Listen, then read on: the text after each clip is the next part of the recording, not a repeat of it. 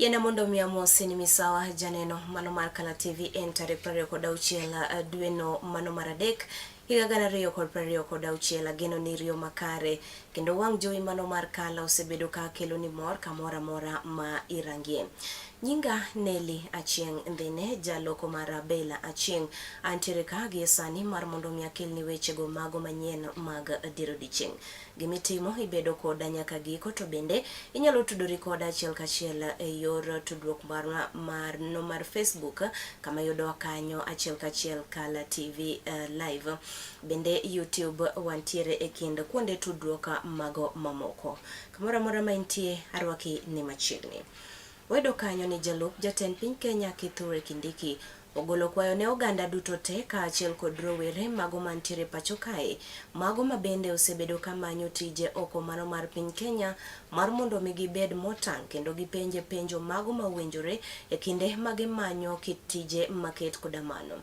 Ne owacho ni nitiere agents moko kata jogo mago mabende tudo ji kod tije mago ma oko go. To kata kamano ok gichiw ler mathoth e wi kit tije mago mabende ibiro bedo ka inywande oganda ka achiel kod rowere mago mathurka. Nowacho ni rem penjo maket koda mago kata rem bedo motang' en gino mabende nyalo miyo kata rowere ka achiel kod oganda ochopie pinje machalo kaka Russia kendo gidonje tije machalo kaka mago mag lweny mago mabende nyalo chuo makel kata tho ka achiel kod tulo. Vijana wetu, ukitaka kuapply kazi pale ng'ambo, enda kwa website ya National Employment Authority, na pale kuna agents wale wamepata leseni kutoka kwa serikali. Katika website ya National Employment Authority kuna list ya agents wale wako na license ya kutafutia Wakenya kazi. Kama kampuni ile ambayo inakwambia inakusaidia kutafuta kazi haiko kwa hiyo list, usikubali. Lakini tunasema ya kwamba ukipata nafasi na unataka kwenda na bado wewe ni kijana, wewe enda fanya kazi, invest, save, and after a few years come back and build our country. Za mtaani wakaungana, wenye wamesoma catering tumewashikanisha kwa groups na tumewanunulia equipment. I have spent about 8.5 million shillings, pesa ambazo nimesaidiwa na marafiki ukiwemo wewe Mheshimiwa Naibu wa Rais na President William Ruto pia amenisaidia, na mimi yangu kidogo tukaweza kununua all the equipment we are giving. And we pray to God that there will be peace in the world so that we may be able to reconnect with those job opportunities that are there out there. Ni wasihi, sababu mimi kama kiongozi wa wengi kwa bunge, mambo mengi hufika kwa ofisi yangu. Moja ya mambo ambayo yamefika bunge saa hii ni watu wengi wetu wa Kenya ambao wameacha kazi nchi za ughaibuni wakaenda nchi ya Russia kufanya kazi ya kupigana. Please, wacha tuelimishe watu wetu. If you are in Dubai, if you are in Qatar na unafanya kazi ya security ama ya hoteli, uambiwa ati kuna kazi iko na pesa zaidi Russia, please do not take up that job. It is your license to go and die. And that is what many people, Your Excellency, because I received the report from the National Intelligence Service in Parliament, almost 60% ya vijana wetu ambao walienda kupigana Russia waliacha kazi zingine nchi za ughaibuni, many of them in Dubai, others in Qatar, wakadanganywa kuna kazi bora zaidi Urusi ama Russia, na wakaenda, na wengi ndio naona sasa wamekwama huko, wengine wamepoteza maisha yao. Therefore, if you get that opportunity to connect you to jobs, please stick to the jobs that you get through the government agencies, because those will never put your life in danger. Weche mago mamoko wayudo kanyo ni kuom ndalo 21 duto te chenro mago mag thieth osebedo kod ng'ikruok e kaunti mano ma Elgeyo Marakwet, kama bende lakteche osebedo ka ong'anyo ka bende gintiere kod ng'ur mago mopogore opogore.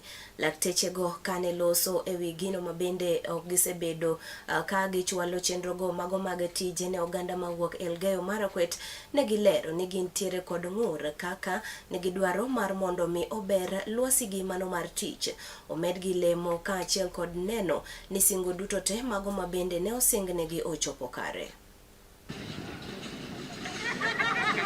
Kwa hivyo tunasema ile ambayo tunauliza leo na ile ambayo tulianza kuuliza wakati tulianza mgomo wetu imeisha kama wiki 3 sasa, na tuoni kama county ina haraka ya kumaliza huu mgomo.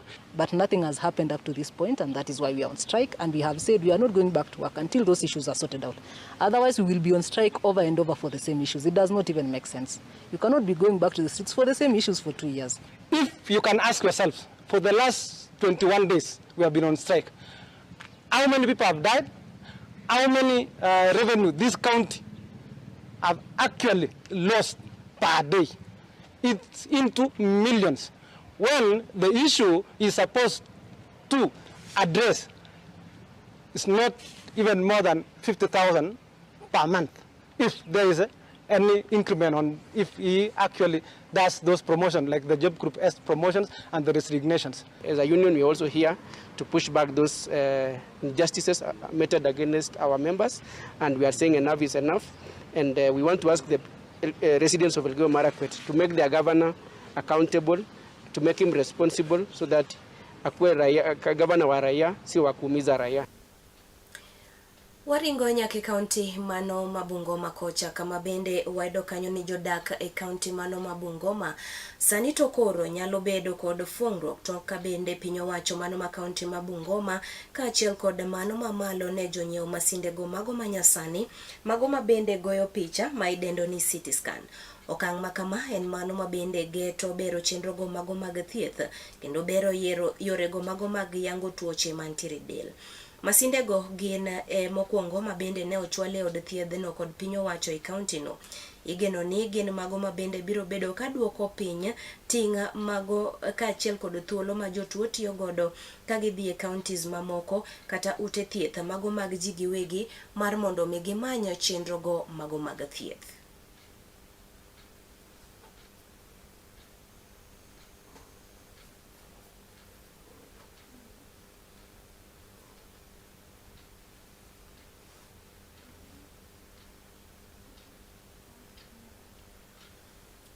Ka wawere kod mano wayudo kanyo ni gavana mano ma kaunti ma Kajiado Joseph Ole Lenku ojiwo jodak makono mar mondo mi gitem gindikre kendo gibed kod okumba mano manyien mar thieth mar SHA. Okoni mano en okang' mano mabende biro kelo yot e manyo chenro go mago mag thieth kendo duoko chien tinga mano mar thieth ne oganda mago mabende owuok e kaunti no. Ne oloso seche go mabende ne ochopo mar mondo mi oyawa yanga chenro go mago mag dongruoge mopogore ma piny owacho mare osebedo ka chwalo ne oganda ma wuok e gwenge ma Kajiado kanyo.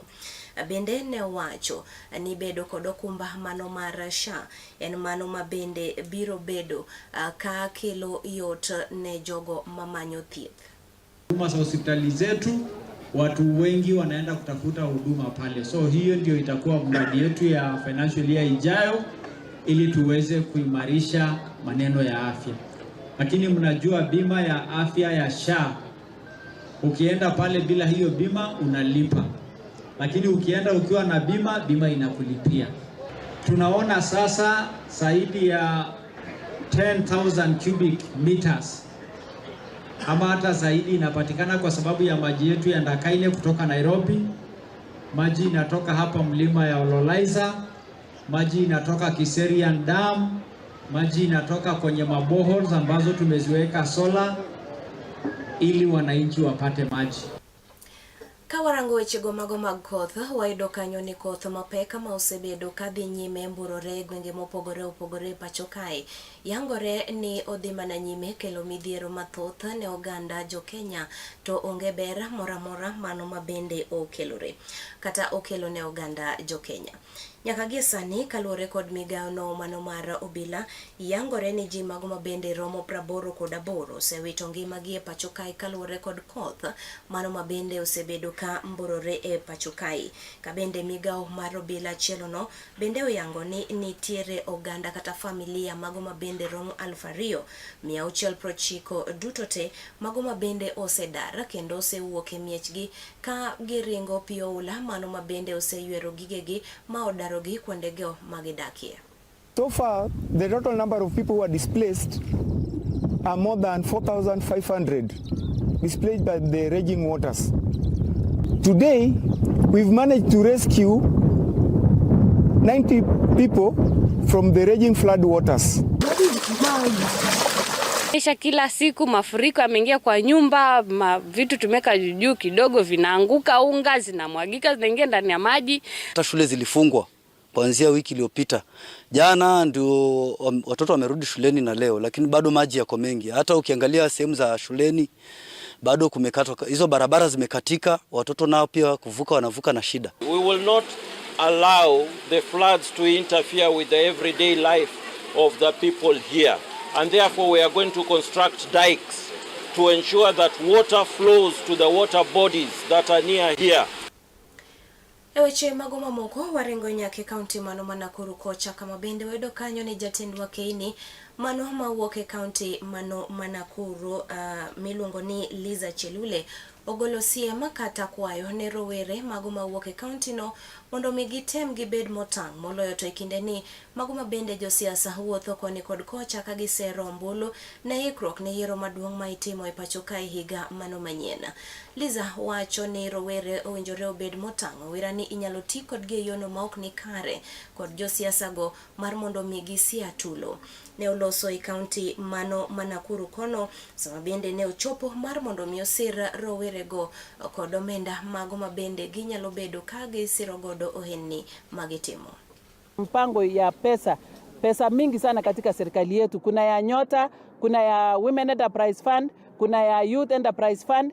Nyinyi muende mchukue pesa ya serikali ambaye serikali yetu wamepanga.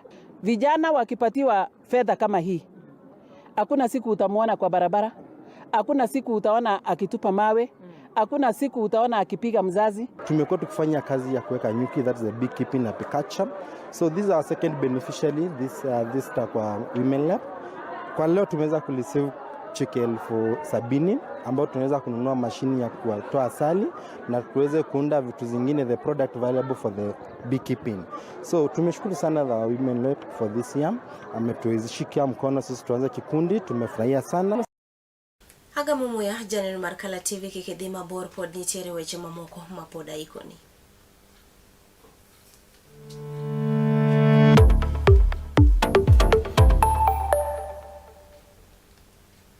Get ready to elevate your business and any other commercials when you advertise with us. We are not just a channel.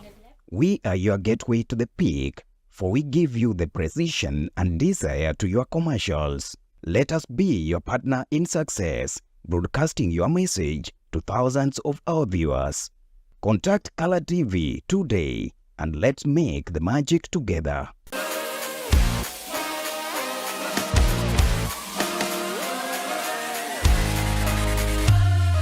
Komuch to wan kode duoko mag tuke mopogore opogore, jotugo motimogi, kuonde magitimogie, to gin tuke magi mabiro. Mano emomiyo wan ka e chenro mar chal pewe tudri kodwa wuok tich nyaka tich abich saa 11 mar midhiambo nyaka saa 12 mar midhiambo, kama wanyisi motimore e pewe duto mana e Color TV.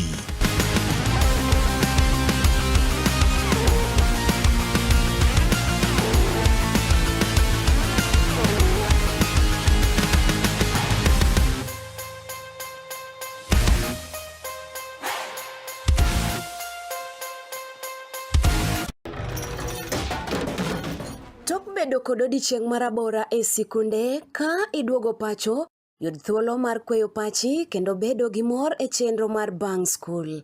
Chenro mar Bang School chakore saa 10:30 ma midhiambo nyaka saa 11 ma midhiambo. kama inene katun mamori, ipuonjori weche mathoth, ibedo kod mor gi nyiero motimo Cathedral. Kik bai, Bang School, chenro manigi mor lilo ne nyithindo duto.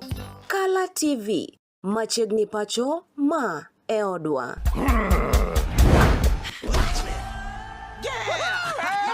I've fallen and I can't get up!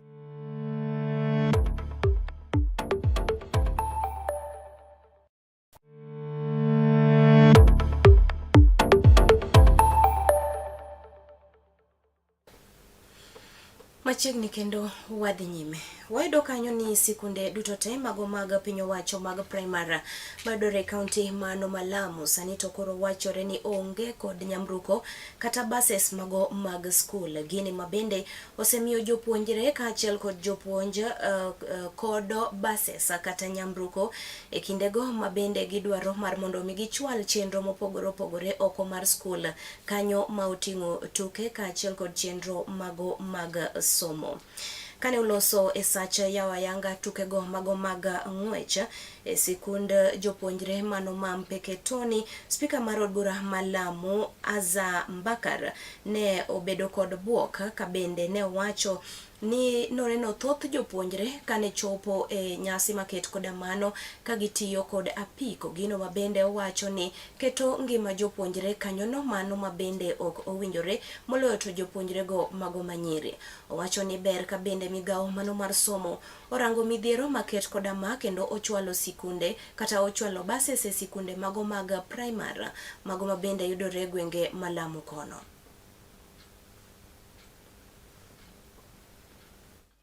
Hapa Lamu West Sub-County kuna primaries karibu 75 kulingana na hesabu niliyopatiwa. Primaries ziko far to Dide Waride, nyingine ziko Mkunumbi chini huko. Michezo iko Mpeketoni hapa Lake Kenyatta Primary. Wale wanafunzi 130 kwa kila primary watafika vipi hapa ikiwa hawana proper means of transport? Umuhimu wa hii michezo, tunakuza talanta za wanafunzi. Wanafunzi wako na talanta ambazo hazionekani. Ikiwa hii michezo haitokuwa, hatutoweza kuzijua talanta zao. Talanta si madarasani peke yao. Kuna wengine madarasani hawawezi kufanya vizuri, lakini wakawa na talanta ambazo hizo zinaweza kuwasaidia katika maisha yao ya baadaye. To bende duond bura mano mar UDA county no mano makwale osechako chenro mano mar ndiko jogo ombulu moloyo to e kor gwenge kaka yo achiel mano mar ikruok ne yiero maduong' ma idhi bagi e pacho kae higa mano mabende biro. Chenro ni ne otelie kod jotelo go mago mabende otelo ne duond bura mar UDA mawuok e gwenge go mago makwale. Tumeanza hii mchakato wa kurejista Wanakubo South kwa chama ya UDA, na siku ya leo ambao ni siku ambayo tumeanza tu, siku ya leo tumeregister more than 200 people kwa chama ya UDA. Tumeamua kuwa tuko katika serikali ya UDA. Kwa hivyo tunaunga mkono viongozi wetu kutoka mashinani, kuanzia MCA, mbunge wetu, masenators, magovernors, kwenda mpaka His Excellency. Na tulikuwa hatujui UDA ni nini. Tulipigia kura President Ruto. Kweli uongo? Tulimpigia. Sisi Wakatangiri tulimpigia. Na hatuoni kwa nini tusimpigie. Bodaboda wakiwa mahali hapa wanatumika katika njia ambao ni mingi. Lakini kwa round hii ningependa kuhakikishia kwamba katika uongozi ambao tuko nao kupitia mama yetu Jane na chama ambao ameingia ya UDA, bodaboda tumejipanga. Na mama, ikiwezekana kuwe na taa hapa Katangini, mid Katangini na lower Katangini. Mtu akiwa hapa awe haogopi. To bende wayudo kanyo ni familia moro mawuok Kanyaluo e Karachonyo North Sub-County sani to koro dwaro ratiro ne wuodgi moro mabende nyinge Clinton Otieno mano ma jahiga 27 mane owito ngimane bang' ka bende ne ochuoye kod panda lot ma owito ngimane e seche mabende ne kweth moko ariyo ne joyware kaluwore kod pogruok e wi wechego mago mag siasa. wachni kata owadgi Mosenindo Eric Otieno wachore ne otemo mar mondo mi ores Mosenindo Clinton, kata kamano temo maket koda mano ne ogore e Luanda. Masira makama kata wach makama ne oyangi kod kamanda mar obila Peter Wala, mabende ne okoni nyaka gi sani onge ng'ata ma osemaki ka otenore kod midhiero mar nek, mabende ne okawo oko ngima rawera ma jahiga 27 kendeno.